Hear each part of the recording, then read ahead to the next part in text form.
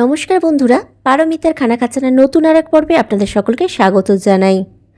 গরমে কিন্তু আমাদের অনেকেরই পেটের প্রবলেম হয়ে থাকে, মানে পেট গরম হয়ে যাওয়া বা শরীর গরম হয়ে যাওয়ার ব্যাপারটা থাকে।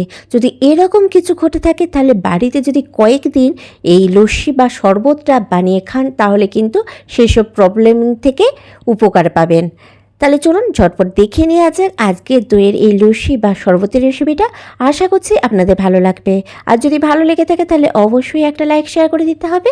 আর আমার চ্যানেলে এরকম আরও ভালো ভালো রেসিপি পেতে হলে অবশ্যই চ্যানেলটা সাবস্ক্রাইব করে পাশে থাকা বেল আইকনটা প্রেস করে রাখতে হবে, তাতে আমি ভিডিও আপলোড করলেই নোটিফিকেশান আপনি পেয়ে যাবেন। তো লস্যিটা বানানোর আগেই আমি এখানে একটা নিয়ে নিচ্ছি ব্লেন্ডার জার। আর এই জারের মধ্যে প্রথমেই আমি এখানে নিয়ে নিচ্ছি টক দই। আমি এখানে 1 কাপের মতো টক দই নিচ্ছি। আপনারা কতটা লস্যি বা শরবতটা বানাতে চান সেই হিসাবে দইটা কিন্তু নিজেদের পছন্দ মতো নিতে পারেন। এবার দইটা দেওয়ার পর আমি এতে দিয়ে দিলাম স্বাদ মতো নুন। আপনারা চাইলে এখানে কিন্তু বিট লবণ বা বিট নুনেরও ব্যবহার করতে পারেন।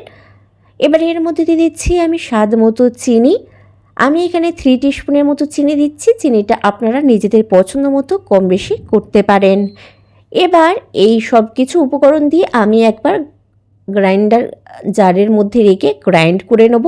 তবে এর মধ্যে আমি কিন্তু এখন কোনো রকম জল ব্যবহার করব না। যদি এই সময় জল ব্যবহার করা হয় তাহলে কিন্তু যে মাটাটা থাকে সেটা উপরে ভেসে উঠবে, যার ফলে শরবত বা লস্যিটা কিন্তু খেতে খুব একটা ভালো হবে না। তো জলটা আমরা পরেই অ্যাড করব। তো এবার এর মধ্যে দিয়ে দিচ্ছি কয়েকটা পুদিনা পাতা। পুদিনার ফ্লেভারটা কতটা পছন্দ করছেন সেই হিসেবে কিন্তু কম বেশিও করতে পারেন। তো আমি এখানে 10-12টার মতো পুদিনা পাতা দিয়েছি। তো এবার আমি এটা সব কিছু উপকরণ দেখুন একবার গ্রাইন্ড করে নিচ্ছি। এবার এখানে নিয়ে নিয়েছি আমি একটা বোল, আর বোলের মধ্যে আমি ঢেলে দিচ্ছি দইয়ের মিশ্রণটা।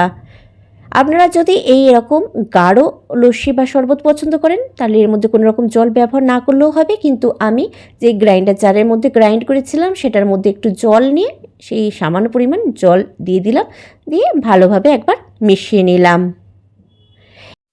এবার এই লস্যিটা আমি একটা সার্ভিং গ্লাসের মধ্যে নিয়ে নিচ্ছি, নিয়ে ওপর থেকে ছড়িয়ে দিচ্ছি সামান্য পরিমাণে চাট মশলা। এটা অপশনাল, আপনারা চাইলে দিতেও পারেন বা নাও পারেন।